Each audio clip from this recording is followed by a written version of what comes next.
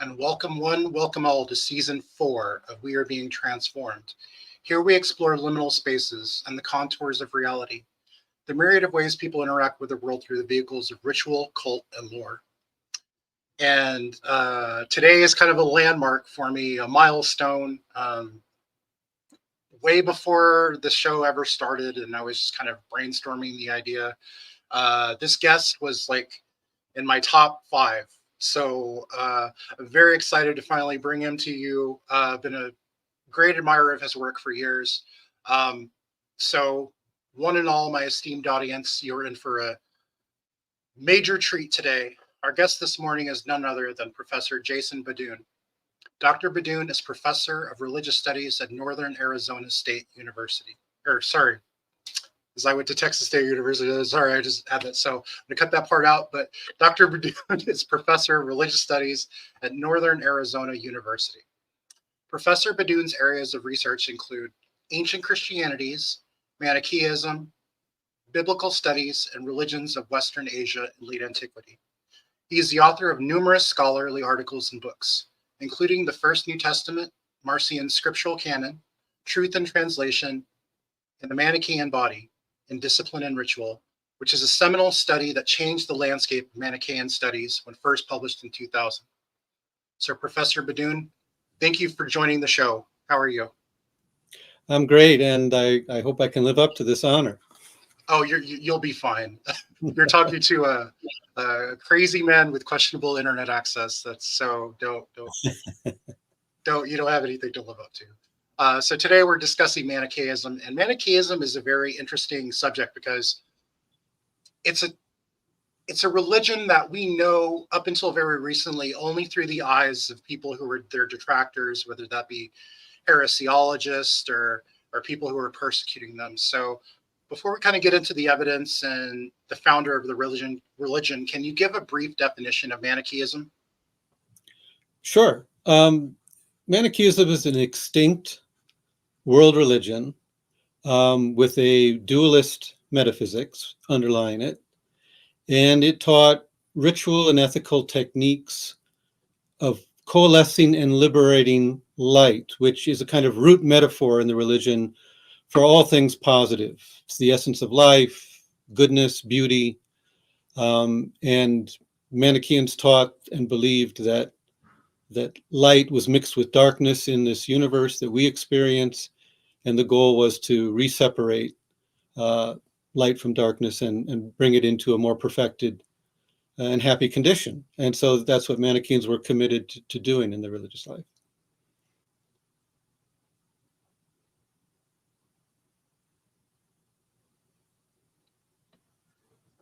Sorry, I lost my camera there for a second. Thank you for that answer. So what are our sources, such as the manuscript evidence, the Cologne Codex, and we have lots of archaeological evidence as well. How did these discoveries help Manichaeism speak for itself as opposed to through Christian heresiological reports? Well, as you say, when Manichaean studies first got started in the 18th and 19th centuries, it relied entirely on these outsider and, for the most part, hostile reports against Manichaeans.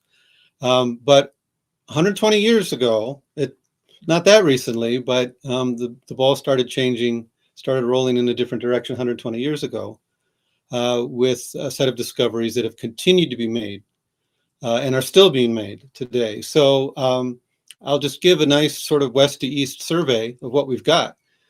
We have one Latin manuscript, the Epiphanes Codex from Algeria. We have, in Greek, we have, as you mentioned, the Cologne Codex, which came to light in the 1960s and made a huge impact on the study of Manichaeism. We did have a Greek tombstone of a Manichaean elect woman from Croatia. That tombstone seems to now be missing again. So that's our Greek material, as well as some Greek fragments from Kelis in Egypt, which was discovered in the late 80s, early 90s. and has been being published. That material has been being published since. Then from Egypt, we have, from Kellis, in addition to Greek material, we also have Syriac material and Coptic, various fragments of various sizes. And then the big Coptic find was Medinet Mahdi, which was made in the late 20s. And that is a set of 7 very large codices, some of which, unfortunately, were, after being discovered in the late 20s, were lost during the Second World War in Germany, but major parts survive and are still being worked on. So that's our Coptic material. And then, as I said, some fragments of Syriac from Egypt, Kellis and other sites. And then the only other Syriac piece of evidence is Mani's own crystal seal, the seal he used to seal his letters and other things he was sending out, which has been known. It's in the Bibliothèque Nationale in Paris, and has been known since the early 20th century. But recent studies of it have gone a long way to confirming that this was actually his seal stone that he used himself. And how we got it, no one knows.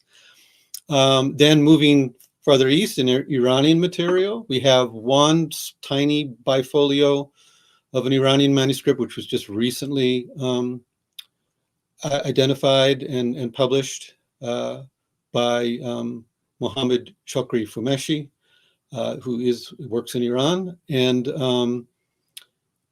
then to get other Iranian material, we have to leap much farther east to what's now Xinjiang Autonomous Region in the People's Republic of China, the Turfan site, which started being discovered in 1904.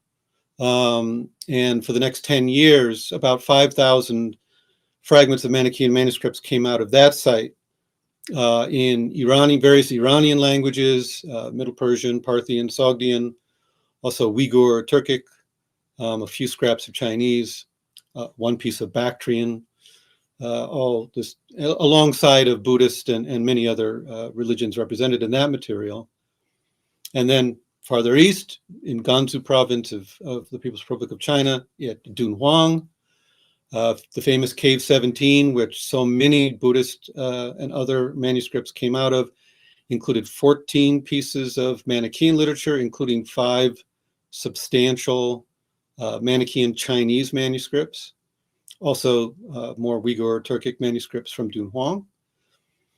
And then going to easternmost China, Fujian, just across the strait from Taiwan, we actually have a Manichaean shrine which has survived and is now a UNESCO World Heritage Site. There's also some Manichaean archaeology from Turfan of buildings, but they're in very dilapidated state. But the shrine was very well preserved and was actually taken over by a Buddhist community before the Chinese government arranged to have UNESCO sanction it as a World Heritage Site dedicated to the survival of Manichaeism in China up until, maybe the 16th century. And then from Fujian and the surrounding regions, very recently, some ritual manuals have been discovered that have been passed down in sort of ritual specialist families in sort of Chinese folk religion in the region, which contain substantial Manichaean content, even though the people passing them on are not themselves Manichaeans. And then finally, a set of 7 paintings, most of which have turned up in Japan, but were produced in the same sort of Southeast Chinese region in the medieval period, and throughout history in various ways made their way to Japan through trade and other things. And these paintings are really spectacular finds. They're the only other art we have from the Manichaeans is from the Turfan finds. And they are, very fragmentary and sometimes difficult to interpret. And these paintings that are more recently discovered in the last 15 years or so are in very good condition, very substantial, and give us a lot of information. So that's what we have to work with in the field, the whole catalog. Which is, even though it's fragmentary, it's surprisingly rich. And not only surprisingly rich, it's geographically vast. And that's what it gets complicated, I know, hearing Professor BeDuhn say, well, it's here and here and here. But what I want the audience to really get is that this is a missionary religion that kind of spread and adapted wherever it went. It starts in Mesopotamia, right? But then you mentioned Kellis, which I've had discussions with scholars like David Frankfurter and David Brackey, and I'm always really fascinated with this Kellis site because, you know, you have Manichaean Christians there, but we'll get to that. And then you mentioned Turfan, of course, and Turfan comes up quite a bit because that's where you found the fragments of the Book of Giants from the Manichaean side, and we'll get to there as well. But I think in order to understand the religion ultimately is to try to understand the figure who created it, started it, and especially his Aramaic Mesopotamian milieu. So Mani is the person who started this religion, hence Manichaeism. Can you give an overview of Mani's life? How was his youth among the Elkosites, who were a Jewish baptismal group, and the Aramaic milieu, which is something in my discussion with Matthew Goff says was very important that we need to discuss. And when I was kind of telling him I was going to talk to you, he was like, well, you know, mention that part because that's important. But how is all this important? His formative years, how is it important to his later thought? Yeah, you raise a very important issue because you might not, you know, catch it right away in my survey of material, but the material in the language that Mani himself spoke and wrote in is the smallest of our material on Manichaeism, right? The Aramaic or Syriac, it's Eastern Aramaic is the language he spoke and used, but it's closely related to what we call Syriac, right? It is the material that we have the least of. And so that raises a lot of questions about Mani's environment in which he grew up. We know a lot about the developments in Iranian culture. We know a lot about Greek culture, but the state of affairs in Mesopotamia at the time of Mani is kind of a dark area that we're desperate for more information on. And we did have, prior to the discovery of the Cologne Mani Codex, we did have Coptic materials from Medinet Mahdi, which talked about Mani's background, and we did have sort of heresiological reports that kind of gave what we have to understand as kind of distorted renderings of certain aspects of his life. But the Cologne Mani Codex was a major turning point and shifted the study of Manichaeism quite a bit, because it did make clear that what we suspected from some sources but had been debated, that Mani himself grew up in an Elkosite community. And the Cologne Mani Codex purports to talk about his experiences in that community. And people have tended to combine what the Cologne Mani Codex says with the kinds of things we had from other sources. But recently, Ian Gardner, for example, has recently published a book with Cambridge University Press called The Founder of Manichaeism, in which he has pointed out how much we've been reading into the Cologne Mani Codex from the sources we had before, and perhaps misunderstanding what it's telling us about his conditions as he grew up. And Jay Hahn, from Brown University recently has made some publications where he's similarly pointed out that the Cologne Mani Codex itself is a very constructed document that is trying to paint a particular portrait. So we're always wrestling with these problems when we're studying Manichaeism. But I think what's safe to say about Mani's upbringing is that he was raised in an Elkosite community in what's now Iraq, southern Mesopotamia, probably along the canals that ran, from the Euphrates into the kind of steppe area between the Euphrates and the Tigris rivers. And the Cologne Mani Codex itself gives the impression that this was kind of like an agricultural commune, where working in the fields was a big part of the life and would have been a big part of what Mani was expected to do. And the Cologne Mani Codex tells a story of Mani's dissatisfaction with various aspects of the community and his own spiritual experiences that shaped a different understanding of reality than what the Elkosites were teaching. And obviously he absorbed a lot from the Elkosites, including contact with Jewish traditions like the Enoch material, the Book of Giants, and things like that. That's the most likely point of contact for him with those traditions. But if we knew more about the Elkosites, it would help us to understand what it meant for Mani to be an Elkosite, right? But the Elkosites are another big question mark, and we have only hostile reports about the Elkosites, and so we have to piece that together. But they do seem to be what we used to be comfortable calling a Jewish-Christian sect. Now, more and more people are reluctant to use that sort of hyphenate Jewish-Christian because, well, all early Christians were Jewish Christians, and so what do we do with that, and how do we differentiate that? But I do think there's a good case to be made that the Elkosites were transmitting sort of alternative Jewish traditions and material from sort of what becomes rabbinic Judaism and things of that nature, and they had accepted an identification of Jesus as a spiritual leader and prophet figure, and they had a whole ideology around Jesus and his background. And so Mani was raised in that community, and so he starts with that. And so a lot of people would now describe Manichaeism as a offshoot of Christianity or an offshoot of Jewish Christianity. And that becomes a matter of semantics because it becomes its own religion, certainly in its own right. But Mani grew up until his early 20s in that community, and he objected to some of their beliefs and practices. He ultimately rejected the practice of baptism as a ritual purification. He argued that you have to purify the inside. It doesn't do any good to purify the outside of a person.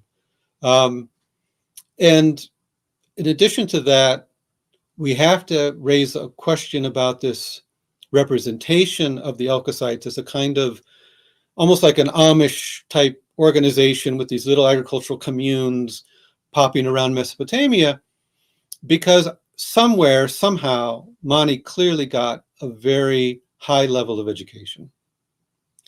He's a very literate person. He really emphasizes the importance of books and writing. His own writings and other people's reports of what he taught shows a lot of contact with a lot of intellectual traditions of the region. So the picture of sort of this rural village life doesn't quite match the level of education that Mani evidently had. And so that remains something that we have to work harder on to try to understand how he came into contact with these other intellectual traditions, and clearly had a very special kind of educational upbringing that we don't know anything really about. Yeah, absolutely. Anybody who's anywhere near literate in this period of time is not some like poor kid who made good. It's probably somebody who had a fairly substantial family of means, or some way of attaining that kind of education. It's not cheap. It's not. There's no short way around it. So the fact that he's in this kind of quasi Amish community is maybe projecting as opposed to telling a true story. But you mentioned something here when you were discussing Mani's background, which I feel is really important, and it's that when a lot of people think of Manichaeism, they don't tend to think of it on its own terms. They tend to think of it as like some kind of like branch of Christian heresy, which, is the fault of the heresiologist, or Gnosticism, or, the Jewish aspects from the Elkosite community. But Manichaeism is something that is its own thing, but it's also adaptable and can kind of take all these things together. So my next question is kind of on that. So there was recently a very special issue of the scholarly journal Gnosis, edited by all-star of the show, Dylan Burns, and Edward Irazinski. In the introduction, they highlighted that the complex relationship and exchange Manichaeism had not only with Christianity, Gnosticism, and Judaism, but also Persian religion. And I was just wondering your thoughts on why is it important to recognize this, but also understanding Manichaeism as its own kind of thing. Yes, I think it's important to avoid the concept of syncretism. In addition to often being thought of as a Christian heresy, the other thing that Manichaeism is often described as a kind of amalgamation of all these other traditions, and the term syncretism is thrown around a lot, as if that would set Manichaeism apart from any other religious tradition of the region at the time, right? All of the religions that arose in West Asia, starting 2,000 years ago, and the things that we now are very comfortable talking about as Judaism and Christianity and Islam, and as well as many other traditions that came and went, they were all complex hybrids of intercultural contact. West Asia was the crossroads of the world at the time, and everything was coming through, and all of the, unless you really were out in a kind of quasi-Amish village somewhere, you definitely knew about all these traditions through contacts of various kinds. And so the intellectual traditions were blending and producing new innovations. And Manichaeism is a part of that world, but it's not distinctly and uniquely a part of it in the sense that it was going through the same process of the blending of these complex backgrounds as all the other traditions were. When we talk about Christianity, we tend to mean that form of the Jewish Christian movement that amalgamated with Greco-Roman traditions, cultural and religious traditions, right? And we don't think about it as much as when it went to other places and had contact with other cultures. In some ways, you can think of Manichaeism as the Christian tradition acculturated to a Mesopotamian Iranian environment rather than to a Greco-Roman environment. And the difference that makes in terms of what comes out in the teachings and the practices and things of that nature. But the other aspect of your question is, I think we can say that Mani was a little more self-conscious than most about this complex combination of traditions. And Mani himself, in at least what's reported of his teachings, and I think we have good reason to think these go back to Mani, he himself was aware of all these traditions around him and came up with a kind of historical theory of religion to explain why he could see points of similarity and unity among them, while also the obvious diversity. And so Mani put together this way of thinking about world religions as all going back to a common truth, a common revelation that different messengers of God have brought to the earth from time to time, all over the world. Every culture has received such prophets, if you want to use that word. It's not the word, they would say messengers or something like that. It's an idea that's actually quite similar to what gets adopted in Islam, and I'm very confident that Islam itself is leaning on the work of Mani and Manichaeism in that discourse about everyone in the world has received messengers from God. And if you look for the common denominators, by whatever frame you're using, and clearly Mani had his own frame by which he was looking for common denominators, you can, as he imagined, reconstruct what the original pure, true revelation is and kind of reestablish it and reform it and bring it back, and dismiss the rest of the diversity of religions as sort of baggage that's been picked up as it's been transmitted, in different cultures in different times. So Mani very consciously articulates this complex background and develops a kind of religious studies theory and is able to actually talk about religion as a distinct category of human experience in a way that really hadn't been done before. The prior assumption was you're born into a culture, and what you do in terms of religious practices is the same as what you do in terms of dietary practices or the language you speak or the clothing. It's part of your ethnic heritage. Christianity, the Christian movement, had raised a problem with that assumption in that it was a transcultural religious movement, but it hadn't solved that problem. Christians at the time of Mani were still talking about Christians as a new race, right? A new ethnicity, a new nation. Just like all these different people went in and around Rome and became Romans, right? Christians were talking like that about Christianity. They hadn't come up with a new concept or a new category by which to talk about something that involved certain beliefs and practices, but were detached from one's ethnic background and identity. Mani and the Manichaeans really push that forward in a way that then gets picked up. And we can see after Mani, we start to see it being used, this concept that, well, this is a religion. So by the time we get to Islam, Muslims are very comfortable talking about religion here, religion there, religion here, because they can draw on what the Manichaeans worked out in terms of this new category of meaning by which people can talk about their identity in their lives. Absolutely. I love you brought up Islam there. I had a discussion with an Islamic specialist, Michael Cook, recently. And we were talking about, just how there is this tendency also in Islam, and this is kind of an aside, and I'll cut this part out, but there is this tendency in Islam to see it as its own thing. But really, he emphasizes that you see Muhammad, the Prophet Muhammad, go to Syria all the time, and he's interacting with all these people who have all these different beliefs, and whether that be different kinds of Judaism, different kinds of Christianity. So it's the same thing here. Mani has this kind of stew, so to speak, that he's kind of throwing his own spices in the pot.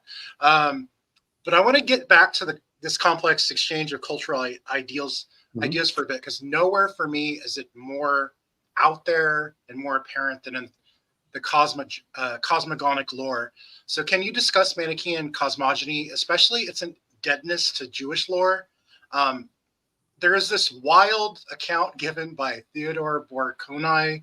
I think he was a 9th century, if I believe, person. I can't remember if that's the exact time period, but he gives this 8th or 9th century religious figure, and he gives this wild account of the Manichaean, cosmogony, and a lot of it will look familiar to any of those in the audience who are kind of familiar with the Sethian concepts of their cosmogony, or at least it'll seem kind of similar. So I don't know if you could just kind of discuss that a bit, Dr. BeDuhn.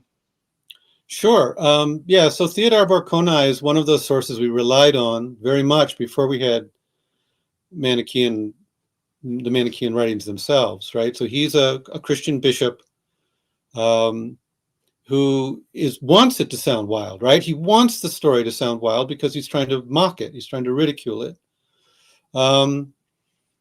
But he's got good sources. He's looking at Manichaean texts. He knows what he's doing. And so it's helpful to have his kind of, full account to compare to the various scraps and pieces that we have recovered from the Manichaeans themselves. So yes, the story of the origin of the universe is very central to Manichaean identity. It's all about understanding where we've come from, where we are, and where we're going, which of course any religion can frame things that way. But for the Manichaeans, it's about how our universe that we experience now is a combination of two originally distinct universes, one that was all good and one that was all bad. And so light and darkness, good and evil. And these two universes collide. And yeah, you can talk about it in very sort of philosophical, metaphysical ways, or you can tell it as a kind of mythological account. And the mythological account is the one that we can more easily compare to these other traditions that you mentioned, right? So there's some things that sound very much like Sethian traditions. There are things that sound very much like things like, the Enoch material from Judaism. There are things that sound like Zoroastrian accounts of the formation of the world. Again, I want to emphasize that we're not looking at something that's been cobbled together from those sources. We're looking at an original vision that Mani understands himself to be getting direct from God and then seeing it in these other literatures that he's exposed to, right? That he recognizes it. But his own understanding of this story is the key to interpreting all these prior literatures. So it's a combat myth. It fits into a larger regional mythology about a primordial combat between God and some sort of forces of chaos that goes all the way back, to Sumerian and Babylonian mythology.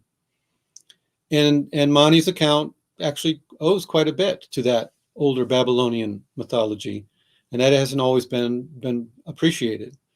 And even what we think of as Jewish sources, like in Genesis or in the Enoch material, the tendency is to think of Jews and Christians and Manichaeans and others looking at the Bible and developing new forms of the story from the Bible. But it's important to understand that the Bible itself, or the books of Enoch themselves, are distillations from a larger mythological culture that's existing all around them, right? And so things don't have to necessarily go through the bottleneck of Genesis or the bottleneck of Enoch to come out the other side with Gnostic or Manichaean material. That there's a larger culture that we're missing because we're missing a lot of the texts, we're missing the picture of the oral traditions. So it was a very rich mythological environment. But in terms of the basic story, darkness wants to assault light, wants to claim it and possess it and devour it, and light sends out its defensive forces. In that act of defense, there is a blending.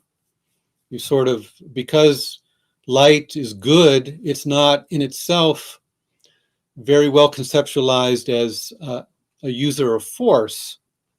So the strategy is basically to give evil what it wants, let evil swallow good, or let darkness swallow light, not realizing that, of course, as an antithetical nature, the light will poison the darkness, will weaken it, will debilitate it, and then allow ultimately the re-separation and re-extraction of light from darkness.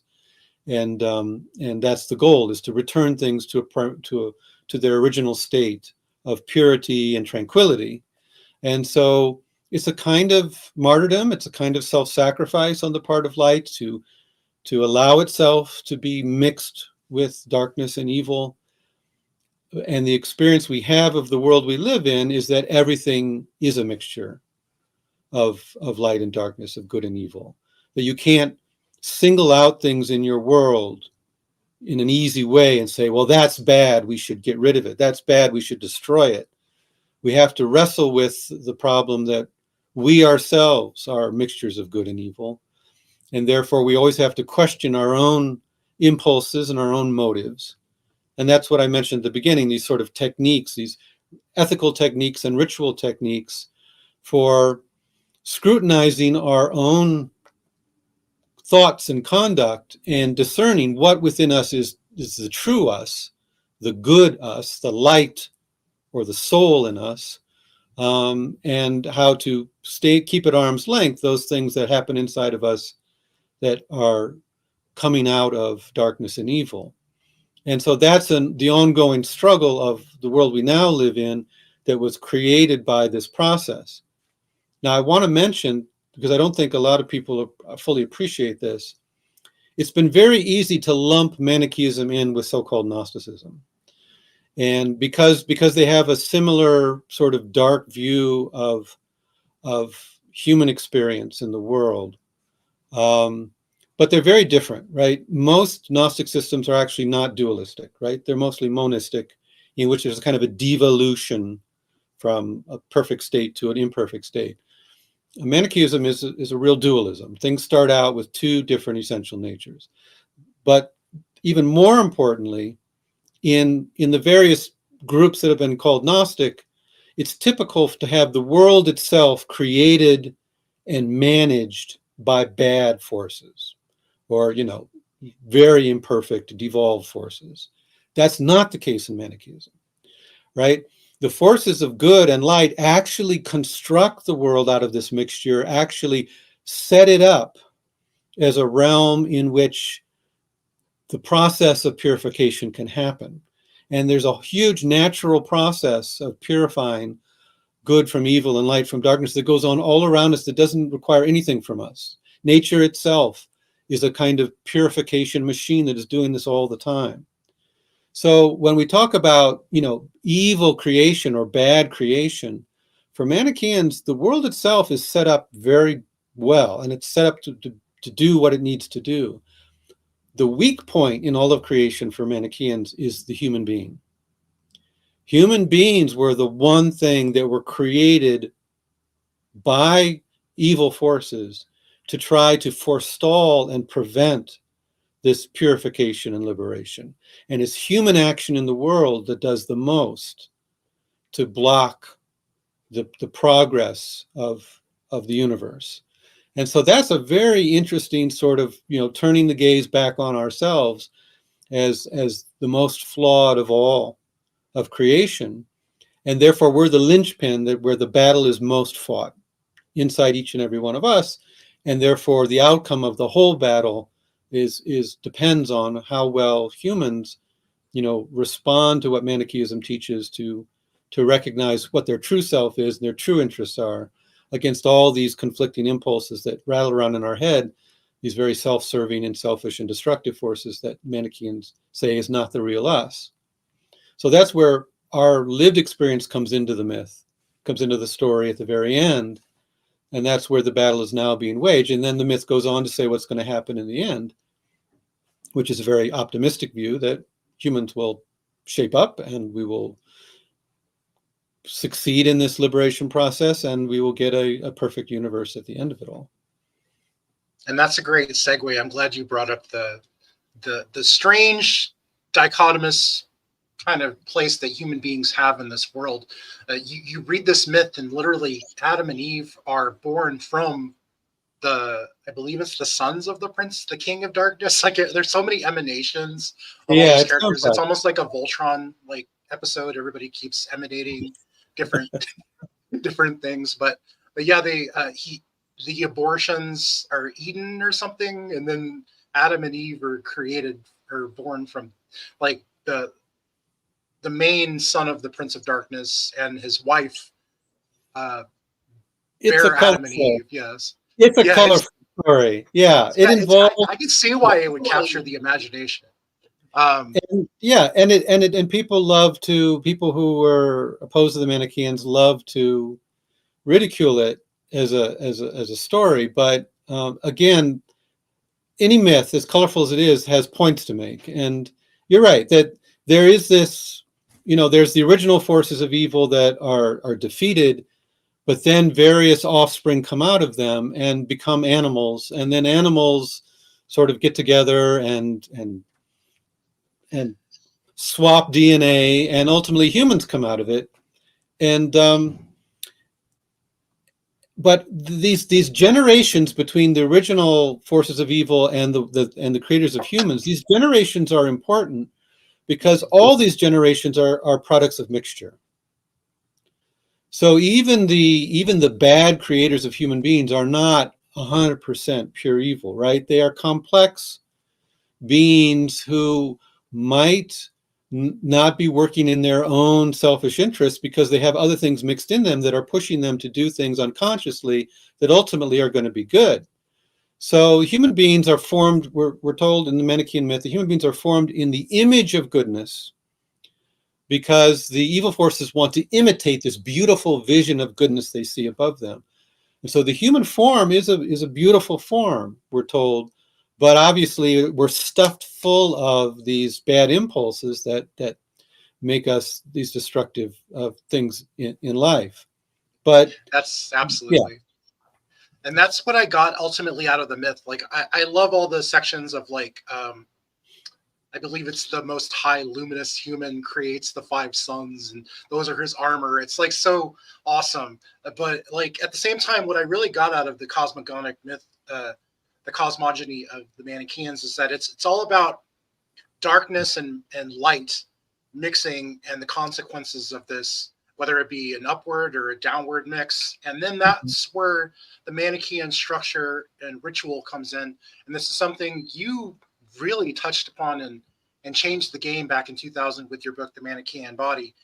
So let's discuss the Manichaean structure, the rituals, the types of things that the auditors and the elect do to kind of return this light to its natural state. Yeah, so the Manichaean community is divided into two groups, right? There's the auditors or hearers, who are the ordinary lay people, and then there is the priestly class, the elect. So this is not very different from many other religious organizations. You can look at how Buddhists are organized into monks and nuns on the one hand, and then lay people on the other, or the Catholic Church or anything else like that. It's a very similar kind of structure, but they work together because the elect, as a sort of spiritual elite, have very strict rules of conduct. They are a very popular way the Manichaeans portrayed the elect is to have their hands in their sleeves. In other words, they're not supposed to be active in the world. They're not supposed to be grasping at things. They're not supposed to try to feed themselves, or they're not supposed to strike anything. If they're threatened by an animal, they're not supposed to use force against it or anything like that. So they're pacifists. They're nonviolent people. They're not allowed to have regular occupations, to have any property. They can't have any family life. They're supposed to be celibate. So it's a very strict disciplinary life, which anyone who chooses to adopt it can become an elect. But they have to realize that their behavior is going to be very closely scrutinized and watched to make sure they're following those disciplines to be in that special category. And then the lay people, the auditors or the hearers, are the ones who sometimes they're called catechumens, but their job is to support and supply the spiritual elite so the elect can fulfill their ritual functions, which is primarily one meal a day. It's all they get, one meal a day, in which their perfected physical state, because of their disciplined life, allows their bodies to process food, separating the mixture that is in all things. The food they get is also a mixture, and their bodies can process it and separate light from darkness. And then, so after their daily ritual meal, they will chant hymns and things that literally the calories coming from the food become their voices, which become the sounds which ascend to heaven as liberated light. So it's taking, again, a very common religious practice of lay people bringing food to a monastic class or a priestly class. But before the Manichaeans, of course, in the region, it was very common to do animal sacrifices as a way of transmitting things to the gods, right? And so what the Manichaeans have done is a kind of internalized sacrificial ritual in the body of the priests themselves, and are doing that purification instead of burning things on an altar. So the concept is the same, of the transmission of things from this world to a heavenly world, but it's done through this ritual partnership between the lay people and the priests. And both men and women could be elect, and the rules of discipline meant that men lay people will take care of and supply the male elect, and female lay people will take care of and supply the female elect, so they don't mix the sexes in a way that might be tempting or problematic. And we have artistic and textual references to these practices. Absolutely. And this is going to get to my next question. We were just talking about how, at the beginning, how fluid and how dynamic Manichaeism is and how it kind of adapts to a situation. And my next question kind of ties back into how it was seen by the others. So Manichaeism, as we know, spread in a lot of different social areas. It was in the Near East, it was in the ancient Mediterranean, it was in China, places like that. So how was it usually, and I know the answer to this question is going to kind of differ depending on what location we're talking about, but how was it usually received by the political structures of the ancient Mediterranean and Near East? Was it tolerated, persecuted, patronized? It went through, as you said, it went through different experiences in different places and times. Initially, actually, it went through several periods of relative toleration, right? So when Mani started and the community started, it was under Iranian government, right, under the Sassanids. And the first couple of Sassanid kings, when Manichaeism had started, so Shapur his son Hormizd, another son of Shapur, later Narsa. They're fairly favorable to the Manichaeans and allow them free practice. But of course, in between Hormizd and Narsa, there's a couple kings named Bahram, and it was one of those kings that actually arrested Mani and imprisoned him, and Mani dies in prison. So there is that, moment of persecution. In the Iranian context, missionaries cross into the Roman Empire, and initially, again, they have a kind of period of toleration. When Constantine kind of declares a kind of general toleration in the three, around 313 CE, that includes the Manichaeans, and Constantine is aware of the Manichaeans, and they are tolerated in the Roman Empire for the next 70 years or so, and they flourish quite well. Then when Theodosius becomes emperor, he starts to shut down other forms of religion besides one approved form of Christianity, and things turn bad for the Manichaeans there. And so they're persecuted in the Roman Empire. There are a lot of laws passed against the Manichaeans in the Roman Empire. Many of the later Iranian monarchs also are hostile to Manichaeans, with a few exceptions.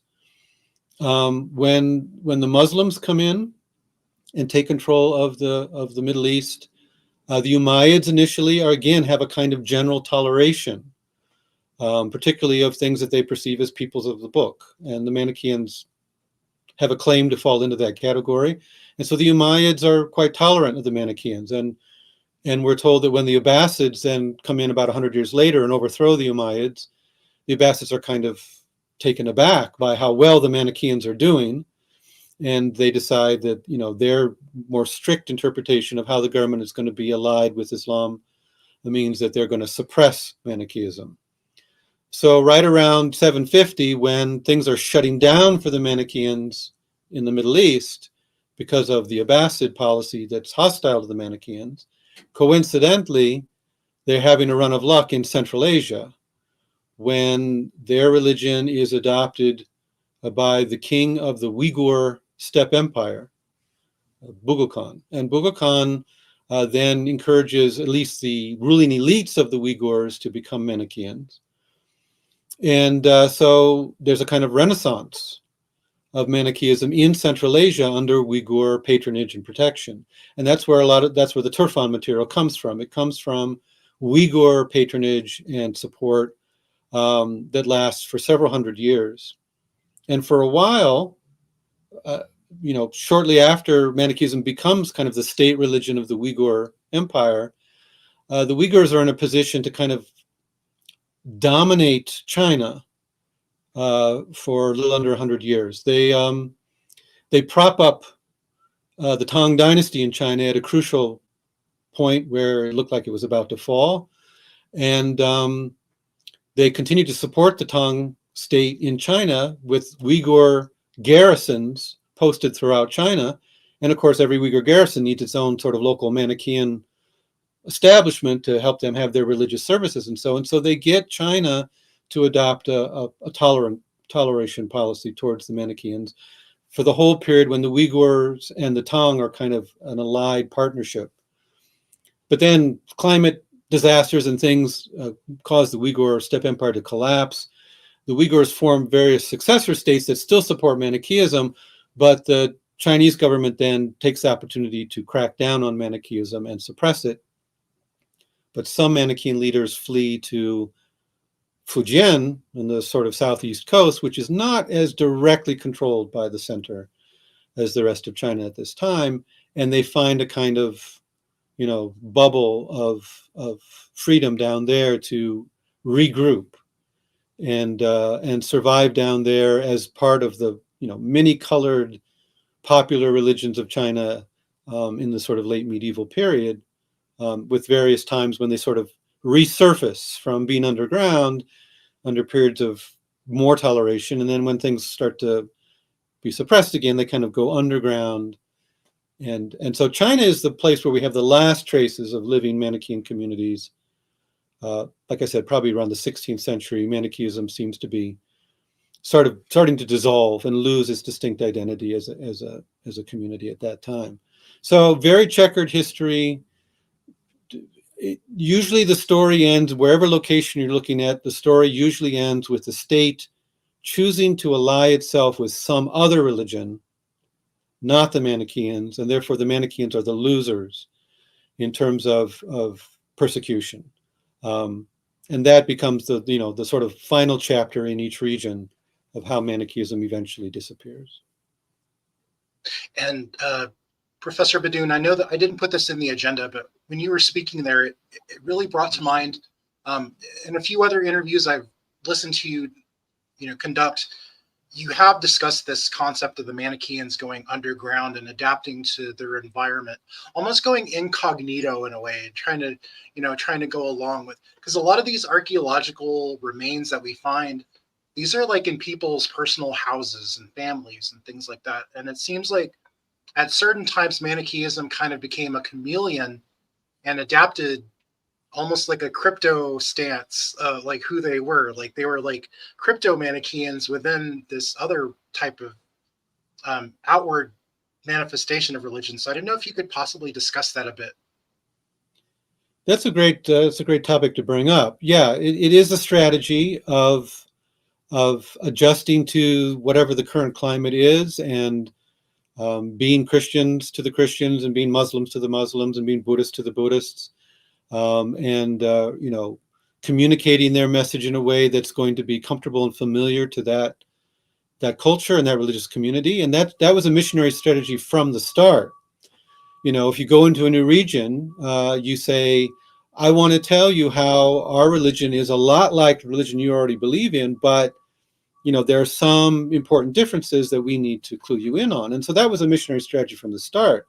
And then in terms of survival, during times of persecution, it is blending in and on the surface and in public being whatever the dominant religion is, but in private and in home, maybe maintaining some Manichaean teachings and practices. You can compare it to the Marranos, the Jewish people in Spain and Portugal who had to go underground, were forced to convert to Christianity, and in all their public life behave as Christians, but in their homes, sometimes try to maintain Jewish practices, hope that they're not caught, because that would be a capital offense in those conditions. And sometimes for some of those Jewish Marrano communities, the families eventually completely lost their Jewish identity, and in other cases, they managed to sustain it secretly, and when more tolerant times came, reemerge as Jewish people. It would have been the same for Manichaeans during large parts of their history, except eventually they go underground, and for many generations they're publicly pretending to be some other religion, and eventually the grandchildren or great-grandchildren decide, well, we are this now, and it's better for us to be this because there are more opportunities and more acceptance, and we'll rise higher in the establishment if we're what we've been pretending to be all along. And so eventually that's what happens to Manichaeism. It just, the individual members of that community give up their distinctiveness. Thank you so much for that answer. And I know we're running low on time. Did you have time for one more question? It's a big topic, but hopefully we could go over it briefly. Sure. Awesome. So we're talking about the end of Manichaeism, and this may come as a surprise to some of the listeners who aren't as familiar with Manichaeism that it lasted so long in the East. But Manichaeism also left an imprint on what we would later know as the Catholic Church, which is kind of a strange term for back then, because every church, even Nestorians, considered themselves the universal or Catholic Church versus whoever they were beefing with at the time. But the most famous Manichaean next to Mani himself is Augustine of Hippo. So tell us more about, and you've written a couple of books. I know you're writing a third on Augustine. Yeah. Tell us more about Augustine and his experiences with Manichaeism, and how did he eventually take those experiences from that religion and bring them into his theological writings as a Christian bishop? Yeah, well, obviously I could go on forever about Augustine, but I'll try to be as brief as I can. Yeah, for most people, if they've ever heard of Manichaeans, it's because they know that Augustine of Hippo, when he was young, like in his late teens and 20s, had been a Manichaean. And he talks very openly about that and his experiences. And eventually he quits and becomes a Catholic, the sort of Nicene Christian church that is coming into place in, we're talking about Tunisia and Algeria and that region in North Africa. And he becomes obviously a huge figure, a very leading figure in the Catholic heritage, and also, of course, Protestant Christianity as well. A lot of Protestant theology leans very heavily on things that Augustine introduced. So the thing to know about Augustine's experience with the Manichaeans is he was attracted to them as a young man, but like any person in that situation, he sees in them what he wants to see. And so he's reading them through a lens of his own classical education, his fondness for Platonic philosophy and things like that. So he's going to get some things, he's going to read some things differently than, a Middle Eastern Manichaean would read them in terms of what Manichaeism is about. So he's very comfortable with this sort of fine-tuned Manichaeism that he's comfortable with until persecution starts to set in. And when persecution starts to set in, he's got to get out of town. And so eventually he leaves North Africa, he goes to Italy, and eventually he gets tired of this life on the run as a Manichaean. And this is something I argued in my books, that it's social pressure and his own ambitions that lead him to start to distance himself from the Manichaeans and eventually just join in with, the trends, which is to become a Catholic Christian. And when he does that, though, Augustine, being a kind of punctilious mind, he wants to do it authentically. So he goes at it and he's very earnest. He wants to be a good Catholic. He studies it very intensely. He's not trying to fake it or anything. He's not like those cases we just discussed of someone pretending to be something he's not. He's genuine. He's a genuine convert to Catholic Christianity. And for a long time then, he's basically left behind a lot of his Manichaean past. But what happens is when he rises in the ranks and becomes a bishop and is involved in debates with his former friends who are still Manichaeans, and when he's forced to confront the differences in what he's adopted versus what he used to be, he actually, in those debates and in getting hold of Manichaean texts and reading more carefully with an eye to criticize and attack them now, he actually learns and absorbs a lot more about Manichaeism than he even had when he was a member. So he starts to realize these key points where the Manichaeans are arguing one thing and the kind of Christianity he's adopted is arguing something different. And sometimes they're arguing over the same sources, like Paul in the New Testament. What does Paul mean when he says X, Y, or Z? And the Manichaeans claim Paul, and they say, no, this is what he means, right? That we don't really have very much free will, and we're kind of determined by forces that are bigger than us. And we have to rely on the grace of God to liberate us from being enslaved to our own bad impulses. And until that happens, we're not really responsible for what we do. But the Catholic Christianity that Augustine has adopted is very much a free will Christianity. No, it's all on our own shoulders. It's our own responsibility. We have free will. It's our moral obligation. And if we fail, we have no one to blame but ourselves, and so forth and so on.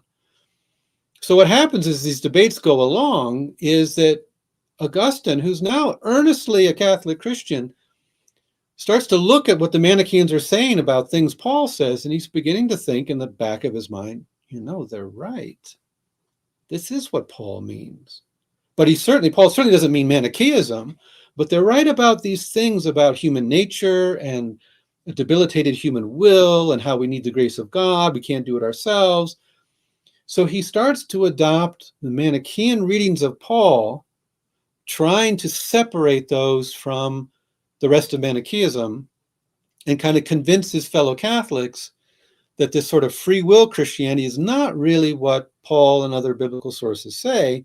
So he's actually changing the tradition he's adopted.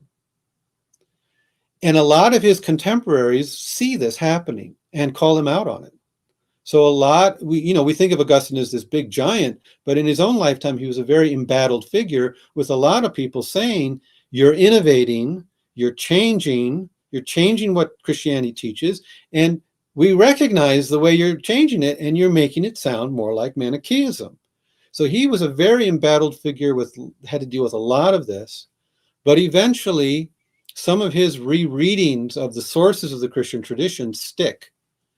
And we get emphasis on grace, downplaying of free will in the Catholic tradition, and then in a lot of Protestant traditions take it even further, right? And so that turnaround is what I'm writing on right now. It's the third volume of my trilogy on Augustine, is that later in life, the more people point the finger and accuse Augustine of bringing Manichaean ideas into Christianity, the more he doubles down on these changes he's bringing to the Christian tradition that ultimately derive from Manichaean ways of reading the sources that they share in common. Manichaeism and Christianity share in common, the biblical sources and so forth. And so he's extracting aspects of Manichaean ideas, putting them in a new home in the Christian movement, Christian church, where their meaning becomes very different. And so it's neither one nor the other thing. Augustine creates a third thing that's a kind of hybrid that has all kinds of consequences for the subsequent Christian tradition in terms of concepts of sin and guilt and responsibility, concept of original sin, things like that. That all goes back to Augustine trying to bridge this gap in his own distinctive, idiosyncratic way that we're still not, we still haven't gotten through all of the consequences of his success in doing that and the way that's been adopted by later thinkers from Augustine in defiance of what people at the time of Augustine thought should be the norms for Catholic Christianity. Absolutely. And just as an aside, this doesn't really have too much to do with it. I mean, well, I guess it kind of does. When I was doing history in college, like back in the Stone Age, like one of my professors and mentors, Elizabeth Mikowski, always loved to rag on Augustine about the section where he's really overly beating himself up and scrutinizing that part of his life where he stole the pear.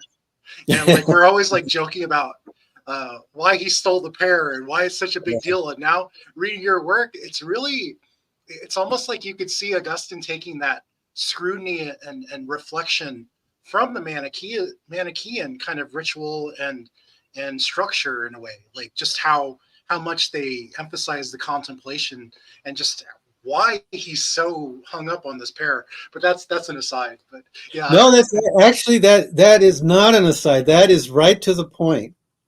That is right to the point. The pear incident is the whole point of the whole transformation that Augustine goes through, right? Because when he's joining the Manichaeans, this is in my first Augustine book.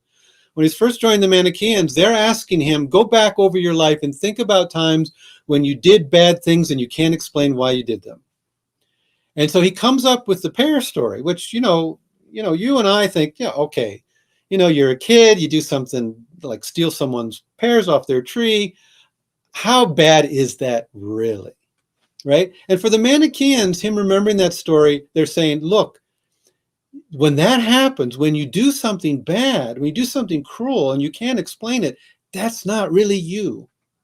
That's the evil inside, which is not your fault. It's not your responsibility. It's this other that coexists inside you besides you who are good. So you have to learn to recognize when those impulses are coming from that other and not yield to them. And once you've said, oh yeah, I did this terrible thing, the Manichaean practice was you confess, you're absolved, forget about it, it's over, you have no lasting responsibility, it's done. What Augustine does when he becomes a Catholic is he says, no, it was me.